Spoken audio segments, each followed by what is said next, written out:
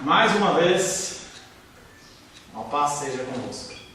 Amém. A paz que excede todo entendimento, a paz que nos dá tranquilidade, a paz do nosso Senhor Jesus Cristo. Amém.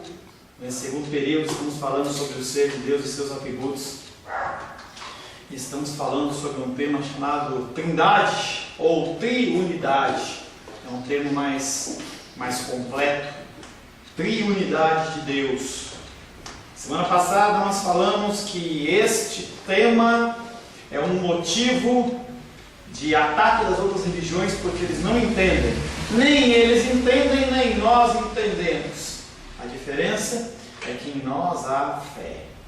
E nós entendemos porque pelas Escrituras o Senhor ele nos esclarece em alguns pontos. Não é um tema fácil, é um dos mistérios da fé, mas as Escrituras nos fornecem alguns dados aos quais nós temos que estudar para entender o que acontece dentro da triunidade. Não é algo que pode ser estudado de uma maneira completa, mas dentro das informações que o Senhor nos dá é o suficiente, porque Ele, conforme nós já falamos no módulo anterior, antes do intervalo, Ele nos dá as informações que nós precisamos para continuar caminhando. Veja a indignação de Edilene, mas as informações que você recebe são suficientes para você continuar caminhando. E independente de colocar melancia no melancia, ele tem o plano dele. E independente da gente ficar indignado, ele tem o plano dele e a coisa vai andar exatamente como ele quer. E nós temos que fazer apenas a nossa parte. Antes de nós partirmos para o estudo da triunidade, conforme nós falamos na semana passada, nós temos que analisar a personalidade de Deus. Será que eu declarar que eu vou analisar a personalidade de Deus é uma soberba? Parece que quem sou eu para analisar Deus? As pessoas analisam umas às outras. Quem sou eu para analisar Deus? Nós temos que entender, conforme eu já disse, que simplesmente nós trabalhamos com as informações que Ele nos dá, contando com a ação do Espírito Santo, para que nós venhamos a ter um entendimento segundo a vontade dEle. Falamos que as religiões antigas e as religiões modernas, quando olham para a personalidade de Deus, eles dizem que não há personalidade, porque não é um ser pessoal, ele é uma força, ele é a base de todos os seres.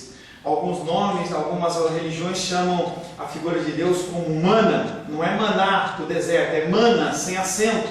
Uma força, é uma energia espiritual que comanda as coisas. Não é um Deus pessoal. Eles afirmam que este Deus é uma força inconsciente. Ela não tem consciência. Ela é algo que existe, mas que não altera ou não muda o nosso caminhar.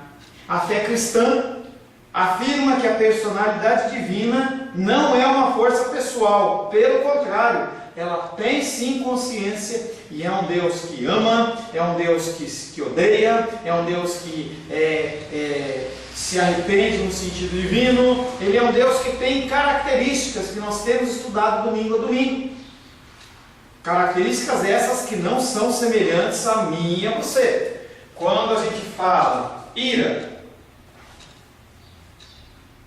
amor, ódio, ciúme, características como essa, que são características inerentes a todo ser humano, mas também a Deus. A diferença é, a minha ira é pecaminosa, a ira de Deus não é pecaminosa. O amor de Deus é um amor que não quer nada em troca. O meu amor e o seu amor quer sempre algo em troca. O nosso ódio, ele se manifesta a partir do momento em que alguém nos violenta de alguma forma, cerceia algum direito que nós temos, nos dá algum tipo de prejuízo, ou não nos concede exatamente o que nós desejamos. Aí nós manifestamos o nosso ódio. Ciúme. Estou casado com Rosângela e eu sinto ciúme. Por quê? Eu quero ela só para mim. Ela não pode conversar com ninguém. Ela não pode falar com ninguém. Ela não pode se relacionar com ninguém. Né, Lurdinha? Esse ciúme é doentio, é um ciúme pecaminoso. Muitos homens, muitas mulheres sentem esse tipo de ciúme. Muitos pais sentem esse tipo de ciúme. O filho vai crescendo, a filha vai crescendo, em especial a filha, vai crescendo, e aí começa a se relacionar com um jovem para namorar, para casar, e aí fica aquela dificuldade. E eu vou entregar a minha princesinha para esse cara. Aí a mãe olha e fala assim: eu vou entregar o meu filhinho querido para essa mulher. E aí a mulher vai lá e se intromete. E aí, você está comendo bem? Primeira visita do casal, chega em casa, você está tão magro, você não está comendo bem? Olha o ataque à esposa. Manifestação do quê? Ciúme. E de Deus? Não. O ciúme de Deus é: eu não quero que você faça isso porque não é para o seu bem. Quando você toma esse tipo de decisão, essa situação, a mim, Deus, você não vai mudar. Frase de caminhão para você: você sem Deus não é nada. Deus sem você continua sendo Deus. Nada que você venha fazer altera Deus. Deus é imutável. Ainda seria até melhor sem a gente, né, pastor? Se assim fosse, nós não existiríamos. Como Ele é soberano e Ele criou a minha vida e a sua vida, eu digo não ao que você está falando. Porque se assim fosse, o nosso Deus, nós vamos estar falando, nosso Deus, Ele não age por impulso. Nosso Deus, Ele faz exatamente o que Ele quer, planejado. Então Ele planejou a minha vida, a sua vida, a nossa vida, para que as coisas acontecessem exatamente como estão acontecendo, para que o nome dEle fosse glorificado. Mas eu não entendo isso, pastor. Eu não entendo essa ira, né, vocês? Eu não entendo. Deus, Ele permite para que a gente se torne pessoas melhores e glorifiquemos Ele. Pastor Paulo, como que eu posso glorificar Deus com essa raiva que eu tenho? Não tenho a mínima ideia. Mas Ele sabe. Então, a minha resposta para você mais uma vez é: não, Deus não se enganou ao nos criar. Uma das grandes características de Deus não é se isolar, não é se afastar, não é não ter relacionamento, mas uma das grandes características de Deus conosco é relacionamento. Tanto que em João 3,16 diz que Ele entregou o seu próprio Filho, e dentro do conceito de triunidade, Ele se entregou para morrer por mim e por você. Porque a ira dele não é uma ira humana, o amor dele não é um amor condicional como o nosso, o ódio dele não é um ódio porque ele foi cerceado algum direito, o ciúme dele não é porque nós estamos roubando algo dele. Simplesmente as ações dele têm um balizamento que é a vontade dele mesmo. E no caso meu e seu, alicerçado pela palavra, é: tudo coopera para o bem daquele que ama Deus, que é chamado segundo o seu propósito. Então Ele nos ama, Ele age nas nossas vidas com finalidade determinada por Ele, que é, nós lemos aquele texto lá, acho que foi de Isaías, para que no dia do juízo a gente se apresente a Ele de uma maneira perfeita. Jesus Cristo fala assim: olha, está aqui. A gente vê as reportagens do Minha Casa Minha Vida, e aí depois de um dia, um ano, está lá os canos vazando, as coisas com problema. Esta obra, que é eu e você, vai ser entregue de uma maneira perfeita para Deus, e não vai dar nenhum tipo de problema por toda a eternidade. Onde tem ódio de Deus na Bíblia? Eu tenho que procurar de cabeça assim, eu não sei. Porque todos os outros eu identifico. Deus odeia o pecado, o pecador. Eu tenho que verificar, mas eu posso pesquisar. Se você entrar no Google aí, digitei. Capaz de você achar dentro do Bíblia online. Tá? Características de uma personalidade, começando a aula de hoje. Quais são as características de uma personalidade? A minha personalidade, a personalidade sua, a personalidade de Deus, a personalidade do... Como é que é o nome do cachorrinho lá? O Tico? Qual é a personalidade? É igual? É igual? Será que é igual a personalidade de Deus, a personalidade do ser humano ou a personalidade do animal? Nós não podemos dar uma definição exaustiva de sua personalidade. Exaustivo quer dizer acabei, não há mais nada a estudar, não existe isso. Tá? Mas nós podemos apontar algumas características da personalidade em geral, que se aplicam inclusive a Deus. Estudando os atributos de Deus, podemos perceber que Deus ele é um ser espiritual. Ele é espírito. Uma das características de um ser espiritual é a sua personalidade. Deus não é somente um ser pessoal, mas ele é um ser tripessoal. Contudo, há 4 coisas muito importantes que caracterizam a personalidade divina, mas que não são exclusivas da mesma. Ou seja, existem na personalidade de Deus, existe na minha e na sua personalidade. Primeiro, nós vamos falar sobre todas. Primeiro, autoconsciência, inteligência, autodeterminação e afeições. São características de Deus que são refletidas em mim e você. E você tem autoconsciência. Você tem inteligência. Sabia que você não é isso aqui, ó? O que é isso? O que é isso? Você já sabe. O que é isso dos 10? Não, se eu fosse arriscar, eu diria uma ameba. Ameba! A ameba pensa? Não. Você não é uma ameba. Você pensa. Você sabia que você pensa? Sabia? Você pensa. Você não está numa igreja ou num lugar para receber as coisas garganta abaixo. Não, você tem que questionar, perguntar. Eu lembro uma vez a Carolzinha, que congregava com a gente, ela fazia faculdade de teologia, e aí o pastor começou a falar algumas coisas que a pastora dela não concordava. E aí a mulher ficou brava e falou assim: não, agora não tem mais faculdade. E aí foi lá de altar e falou assim: olha, a faculdade saiu daqui porque só fala heresia.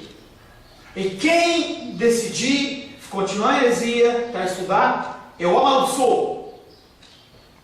Aí ela foi lá no gabinete da pastora, pediu uma hora, com muita educação, aquele jeitinho docinho dela. Pastora, a senhora é a minha pastora e eu quero que a senhora me ensine. Eu estou aqui para te ensinar. O que eles falaram de heresia? Eu quero aprender. É heresia, pronto. Não, mas pastor, eu quero aprender. Porque às vezes a gente pega pessoas que não sabem, entendeu? E eu quero, se há um engano, a gente tem que saber alertar as pessoas. Ei, pronto, e se você me perguntar de novo, você está amaldiçoado. Aí, com o passar do tempo, ela decidiu fazer a faculdade, continuar a faculdade, e aí a pastora dela descobriu, e foi lá e amaldiçoou ela. E agora você está expulsa da igreja. E você vai sair da igreja, e você vai sair daqui, e você vai morrer. Aí a pessoa entra naquela depressão, naquela crise. Porque a pastora, ela acha que as pessoas não podem pensar. Aquele rapaz, tem um casalzinho que a gente que está congregando à noite, vocês não conhecem. E aí a história deles é semelhante. Em que eles começaram a questionar e a pastora falou assim: pastor, não fala com ovelha. Tem que ouvir, pronto. E se não está satisfeito, rumo da casa. Vai embora. Porque as pessoas acham que nós somos amebas.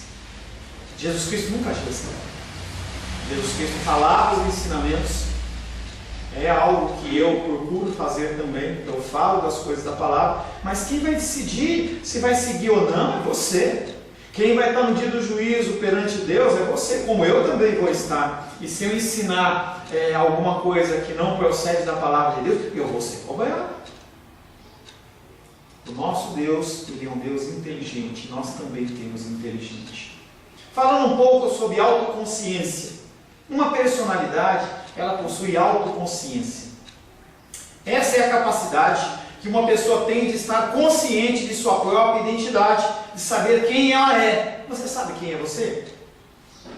Eu sei, eu sou Paulo César Ribeiro, RG tal, CPF tal, casado com Rosângela, pai de tal, eu tenho um tipo sanguíneo B positivo, eu sou pastor, eu sou cristão, eu conheço da minha história.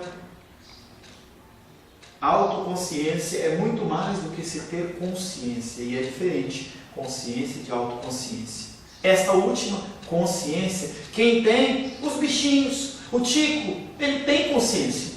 Ele consegue interagir com a Edilene, consegue interagir com a mamãe da Edilene, com os outros bichinhos que estão lá.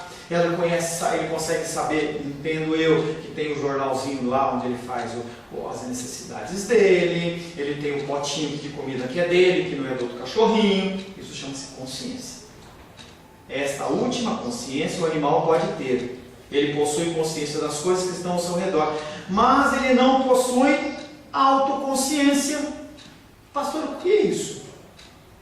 Esta autoconsciência apenas um ser pessoal possui. Então nós temos autoconsciência. Eu tenho autoconsciência. Eu mostrei para você que eu sei quem eu sou. Eu consigo me relacionar com você. Eu consigo saber que essa bolsa é da Rosângela e aquela é da Edilene. É algo que eu tenho consciência. Êxodo capítulo 3, versos 13 e 14. Nós vamos continuar discutindo isso. Tá? Pode falar. O Chico, tanto ele não tem a tal da autoconsciência, que ele se olha no espelho e Eu sabe. vou falar isso. É isso que eu estou falando com você. Êxodo capítulo 3, versos 13 e 14.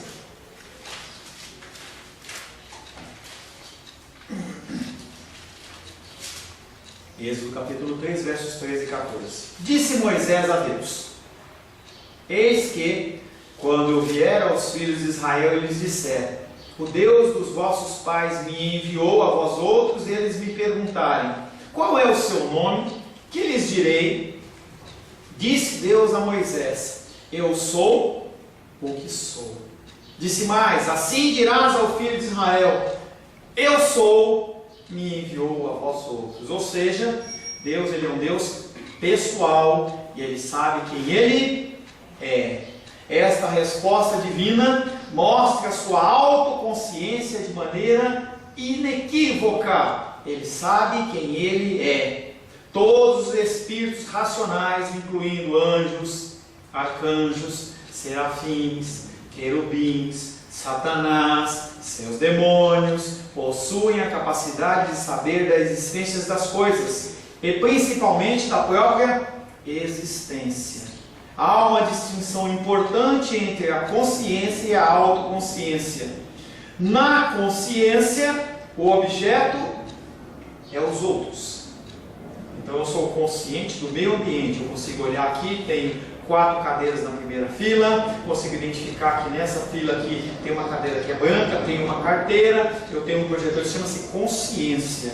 E autoconsciência é algo que vai além do lugar onde você vive, mas também se reflete a você. Comparação entre o animal, o ser humano e Deus. O animal tem uma espécie de consciência no sentido de ter percepção ou sensação das coisas que estão ao seu redor. E muitas vezes a percepção deles é muito mais aguçada que nós. É algo que nós identificamos, por exemplo, quando você vê um ser humano que ele é cego.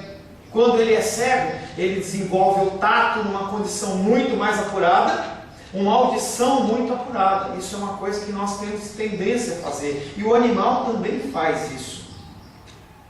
Sem distinguir o que ou o que elas são, embora estar familiarizado por elas. Ele consegue saber, mas ele não consegue o seu ser dentro daquele meio, daquela sociedade. Acaba fazendo muito mais por um princípio de autossobrevivência. Quando você vê as formiguinhas caminhando uma atrás da outra, aquilo ali não é que elas estão pensando, é todos os sentidos dela que estão aguçados. Ela sente o cheiro da outra formiga, ela sabe que ela tem que fazer isso uma coisa, mas é muito mais no sentido de instinto do que consciência. Elas não sabem quem é, nem que existe. Ele pode ficar impressionado com os objetos que estão ao seu redor, que obviamente não fazem parte da sua essência, mas nunca fica impressionado consigo mesmo. E aí é o exemplo que a Edilene falou: se você colocar qualquer animal na frente de um espelho, ele nunca vai se contemplar entendendo que é ele mesmo. Pelo contrário, ele vai achar que alguém que está invadindo o espaço dele e vai querer latir, vai querer morder, vai querer fazer alguma coisa contra aquele ser que está muito próximo ao que ele não quer. Ou que ele quer e ele interage ali como se fosse outro ser. O animal nunca se contempla, mas é capaz de contemplar os outros, mesmo que não possa fazer as devidas distinções. A razão desse comportamento é o fato de que ele não é uma pessoa. Alguns animais estão numa condição como essa, mas se você ficar numa posição parada, ele não faz nada. Ele sabe que tem um ser diferente dele, mas ele não consegue identificar se é alguém que vai feri-lo, vai invadir alguma coisa ou não. Às vezes você vê aqueles filmes de África, em que o cara está perante aquele tremendo gorilão lá de 2 metros de altura, e o cara simplesmente abaixa a cabeça, só de você não olhar nos olhos do animal, ele não se sente confrontado e deixa passar. Um ser humano não consegue. Está lá vendo uma pessoa com a cabeça baixa, mas se o cara está com uma faca, ele está numa condição que ele pode interagir dentro de uma maneira que vá trazer algum tipo de prejuízo, ele age primeiro. Um ser humano tem consciência no sentido de perceber. O primeiro foi o animal. Segundo, um ser humano tem consciência no sentido de perceber como animal as coisas que estão ao seu redor. Você consegue olhar para um clima como esse, você consegue perceber, por exemplo, que a tendência maior é de esfriar, não de esquentar. E você pode levar um guarda-chuva, você pode colocar um agasalho, você vai sair, você vai entrar num ambiente, por exemplo, como o da igreja, você não vai vir aqui de blusinha regata e de sunguinha ou de biquíni, você tem consciência da coisa. A diferença entre ambos é que o homem é capaz de ver-se a si mesmo, de se contemplar e de saber que aquele que está refletido no espelho é ele próprio e não alguma coisa que o impressiona. Algo que no momento inicial, por exemplo, da civilização, não é civilização, quando o Pedro Cabral é colonização. Da colonização do Brasil, que quando eles chegavam, os portugueses, com aqueles espelhos, os índios ficavam, que coisa diferente, né? Conseguir ter um espelho, conseguir... Mas logo aquilo virou uma coisa comum, porque eles entenderam que o efeito do espelho era um efeito semelhante, por exemplo, da água que eles olhavam e conseguiam ver as suas fisionomias. Diferente dos animais, o homem pode ter pensamentos espontâneos e sentimentos espontâneos, sem que precise exercitar sua mente ou suas emoções. Diferente dos animais que agem única e exclusivamente por instinto, o ser humano age por instinto algumas vezes, mas não só por instinto. Se você tratar bem o bichinho, você cuidar dele, você o alimentar, ele vai ficar fiel a você. Gato em especial, vai lá e dá comida para o gato vai lá, para de dar comida, o gato vai embora. Nesse sentido, o cachorro ele tem um pouco mais de afinidade com o ser humano, mas é tudo instinto. Não é algo que ele fala assim, olha, como a Edilene ela é boa para mim, e como ela é boa para mim, eu tenho que devolver este amor para ela. Isso não existe. O animal ele não tem, ele age com instinto. Se você também começar a maltratar o bicho, o que acontece é, qualquer pessoa que chegar perto, o que ele faz? O cachorro de guarda tem isso. Você treina o cachorro, olha, se qualquer ser entrar por aquela porta diferente, você late ou você avança. Mas ele foi o quê? Condicionado aqui. Tudo bem? Contudo, essa é uma consciência que não é necessariamente uma autoconsciência.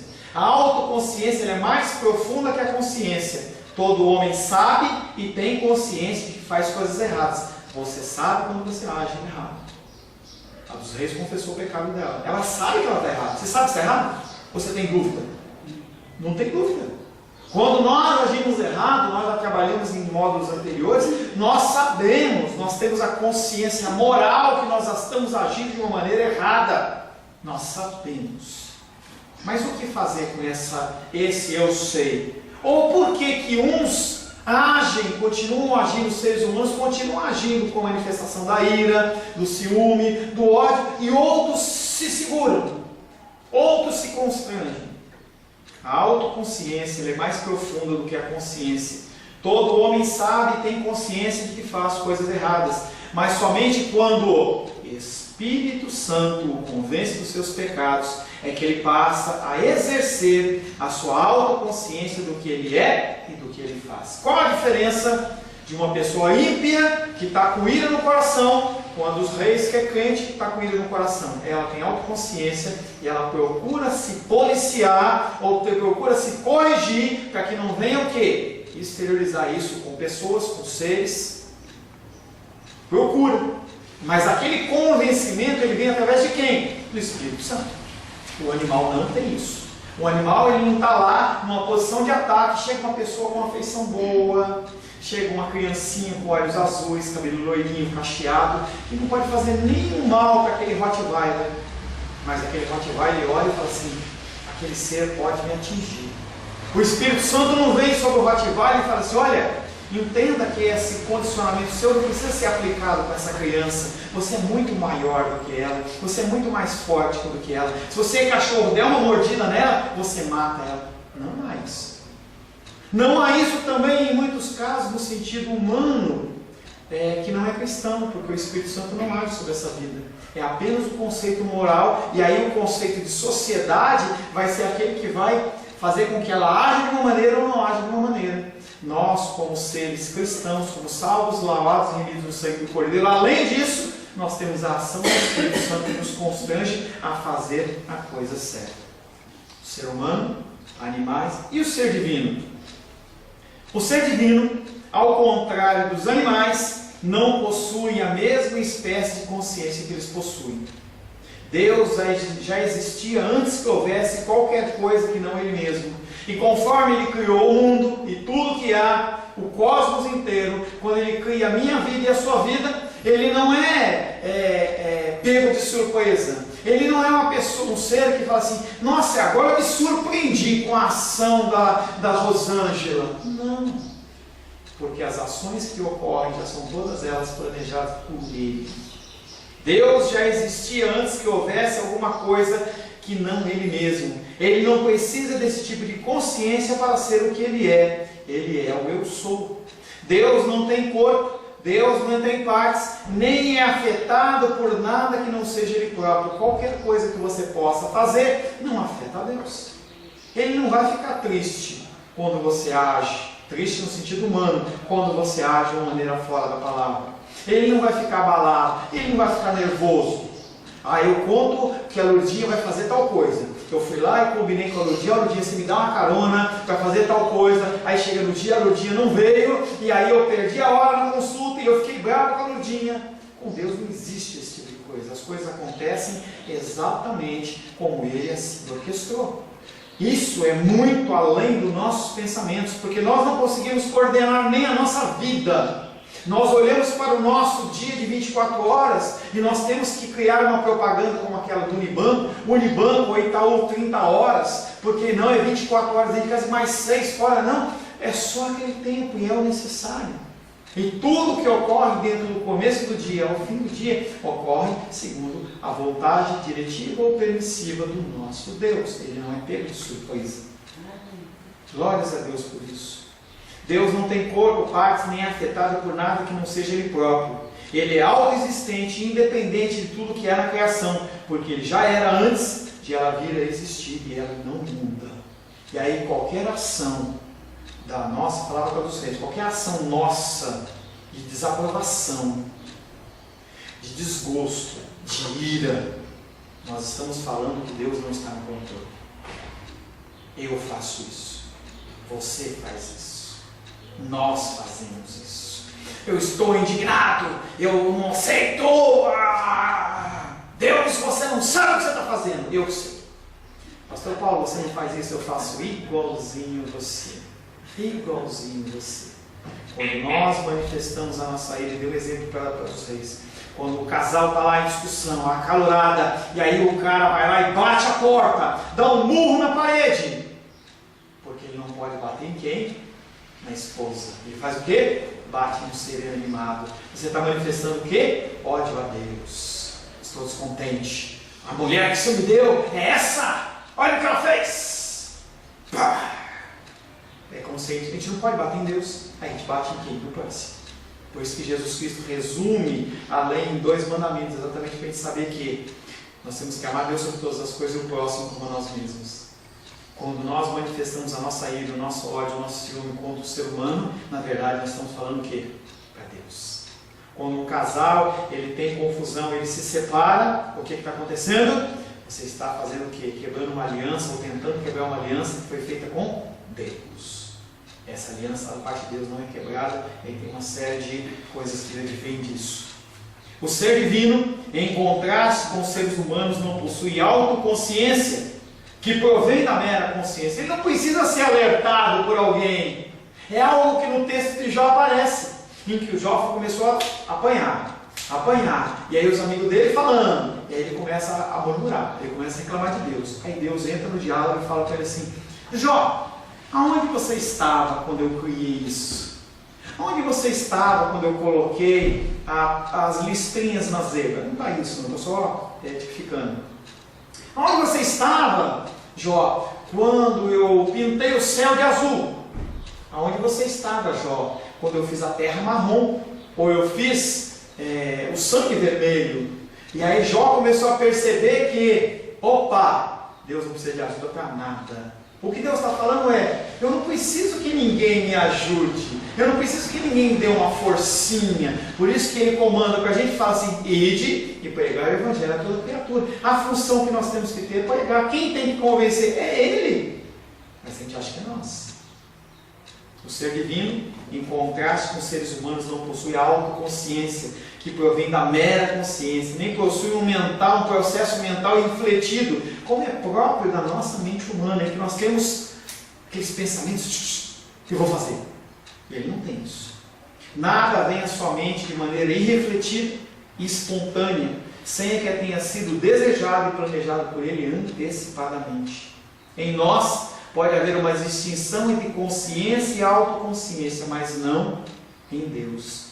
Essas duas coisas são absolutamente unidas, e é difícil entender a autoconsciência em Deus em virtude da sua natureza pessoal ser muito mais superior e muito mais complexa do que a nossa. Então eu não consigo entender. É como, por exemplo, se você tem um padrão de vida de um valor, sei lá, de 10 mil reais por mês, e você vive com um carro, com um apartamento, com restaurantes, casa, sei lá, viagens, dentro desse padrão. E aí, se você pensar que uma pessoa tem um padrão não de 10 mil reais, mas tem um padrão de 1 bilhão de reais por mês, para nós, como é isso? Como que eu posso ter 10 carros? Você consegue imaginar você com 10 carros? Mantendo 10 carros? Ou tendo um carro, uma casa aqui, uma casa na Alemanha, uma casa na Suíça? Você consegue imaginar? Eu não consigo imaginar passar umas férias no exterior e você gastar 100 mil dólares nas férias. São coisas que saem do nosso controle. Quando nós pensamos na consciência de Deus ou na complexidade de Deus, também a nossa mente ela não acompanha. Por conseguinte, a autoconsciência em Deus é muito mais perfeita, como aqueles que eu falei, aqueles atributos lá, todos eles são perfeitos em Deus, e tem um grau bem mais elevado que nos homens, nos anjos, que são seres racionais criados. Aqui que a doutrina da Trindade derrama algum tipo de luz sobre esse profundo mistério da autoconsciência divina. Deus é um ser tripessoal, sendo que as três pessoas compartilham da mesma essência divina. Pastor, complicou mais a minha cabeça. Bem-vindo. Não tem ser humano que consiga entender isso, mas nós temos Deus Pai, Deus Filho e Deus Espírito Santo compartilhando da mesma essência. Eles três, eles fazem parte de Deus, que não é um nome, mas é um título que diz a união de Deus Pai, Deus Filho e Deus Espírito Santo. Não tem como ter Deus sem qualquer uma dessas funções, dessas pessoas. Não tem como ter Deus sendo um mais poderoso do que o outro, ou mandando mais do que o outro, mas eles compartilham a mesma essência. A revelação das Escrituras mostra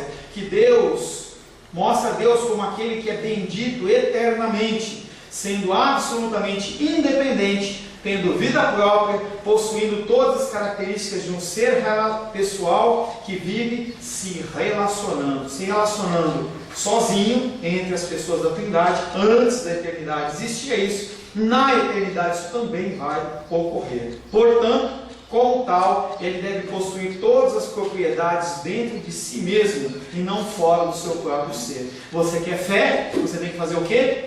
Pedir fé. Ele não precisa pedir, a fé já está dentro dele, o amor já está dentro dele, a ação de qualquer coisa já está dentro dele. Você quer fazer um curso de inglês? Você vai procurar uma escola de inglês, porque esse ensino não está em você. Você quer fazer um curso de culinária, quer fazer um curso de pães low carb, para poder abençoar a Brudinha. Aí o que você tem que fazer? Procurar um curso fora. Você quer aprender mais de Deus, você vai fazer um curso de teologia, você vem na escola dominical, porque o conhecimento não está inerente a você, mas em Deus está. Ele nunca precisou do universo para se relacionar. Essa faculdade é encontrada dentro do seu próprio ser, que subsiste tripessoalmente.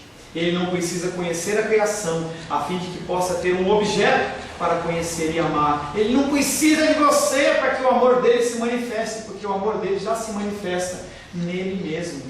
Deus Pai ama Deus Filho ama Deus Espírito Santo, Deus Espírito ama Deus Filho e ama Deus Pai também. Isso ele faz dentro do próprio ser divino. Essa propriedade, ela é impossível para o homem que é unipessoal. Se você for deixado numa ilha deserta, o máximo que você pode ter relacionamento é com os animais que estão ali. Tem um filme antigo, que é o Náufrago, do Tom Hanks, em que ele não tinha nenhum animal para ele se relacionar, e ele começou a se relacionar com uma bola de vôlei. Vôlei.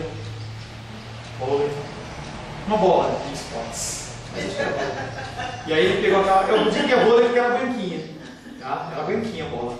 Tanto que ele pegou e desenhou um rosto, colocou a boquinha e tal, e ele chamava aquela bola de Wilson.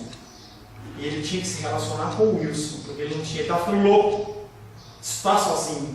Ele não conseguia manifestar o amor, ele não conseguia manifestar a ira, o ódio, o ciúme, que são características do ser humano. Não tinha em quem ele manifestar. Ele não achou um cachorrinho, ele não achou um passarinho, nada. O que tinha ali para ele, ele tinha que matar para comer, porque senão ele morria de fome. Ele não tinha como se relacionar. Aí ele se relacionava com quem? Com a bola de vôlei.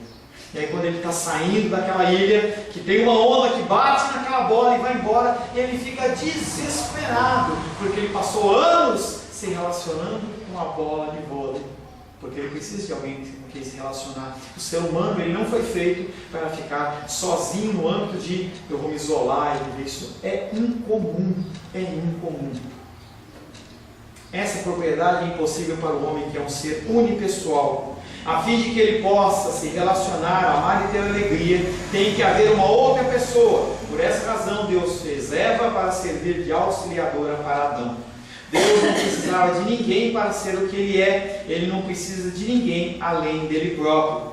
Perceba como a autoconsciência em Deus é complexamente bela. Mateus 11, 27, Deus conhece o Filho.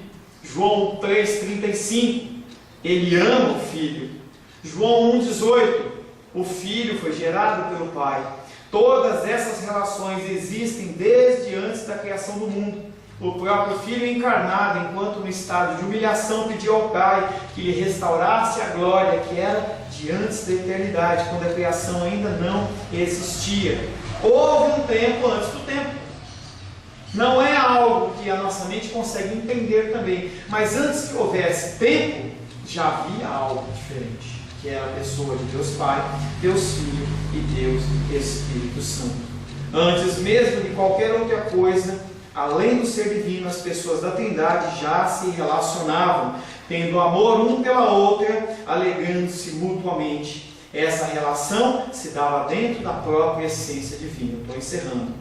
A autoconsciência divina é diferente, superior em Deus, porque Ele é independente de qualquer outro ser para se relacionar. Por isso que quando a gente vê nas igrejas o conceito do humanismo, falando, quero que valorize o que você tem, você é um ser, você é alguém, você é tão importante para Deus. Não! Quando você pega esse conceito de que você é importante para Deus, parece que Deus não consegue viver sem você. Está errado. Uma música que eu estava ouvindo outro dia e eu comecei a analisar, tão linda, o único que é digno de receber toda a honra, glória e poder, coroamos a Ti, ó Rei Jesus. Quem sou eu você para coroar a Deus? Onde está escrito na Bíblia isso? Quem coroa a figura de Cristo é Deus, não é eu e você. Está errado, gente. A gente está tomando um poder sobre a nossa vida que não é bíblico, não está nas Escrituras. E a gente acha que Ele me ama, Ele tem ciúmes de mim. Nossa, Deus não consegue viver sem mim. Olha, eu sou especial. Você é um espelho que reflete. Ah, que coisa linda. Você imagina você sendo um espelho. Imagina se o meu Deus, o seu Deus, Ele fosse o que você reflete. Ele reflete no espelho. O seu amor ao próximo, a sua ira, a sua indignação, o seu ódio, o seu ciúme, a sua ignorância. Imagina, Deus misericórdia, Deus ser igual eu. Nós temos a imagem e semelhança, nós vamos falar mais para frente, nós temos a imagem e semelhança de Deus, mas a nossa semelhança ela está desfigurada por conta do pecado. O ser humano precisa de outro ser para ter relacionamento e para poder se conhecer, mas Deus não. Ele é independente e tem um pleno autoconhecimento da interação, da subsistência das três pessoas na mesma essência, que é numericamente uma e a mesma. Apesar de serem três, eles são um, e Deus sabe disso. O ser humano não. O ser humano precisa se relacionar. Por isso que Hebreus diz que nós não podemos deixar de congregar. Você viver em comunhão vai gerar crescimento. Você vai ver que pessoas que estão dentro da igreja têm erros e têm falhas e têm defeitos. Amém, queridos? Amém. Queridas, vamos orar. Senhor, em nome de Jesus, nós agradecemos a Ti por esse tempo em que podemos falar das coisas concernentes à Tua Palavra e do Teu reino, Senhor. Nos ensina, Pai querido, a cada vez mais buscar o conhecimento da Tua Palavra, o conhecimento das coisas concernentes aos Teus ensinamentos. Que nós possamos entender que o Senhor não precisa de nós. Nós precisamos do Senhor. Nós não refletimos a Tua imagem num sentido pleno e perfeito. Apenas Jesus Cristo reflete. Nós sim teremos um momento em que nós seremos mais semelhantes a Ti, em que os nossos corpos corruptíveis deixarão de ser incorruptíveis, mas nunca nós seremos iguais a Ti, Pai. Nos abençoa em nome de Jesus. Amém.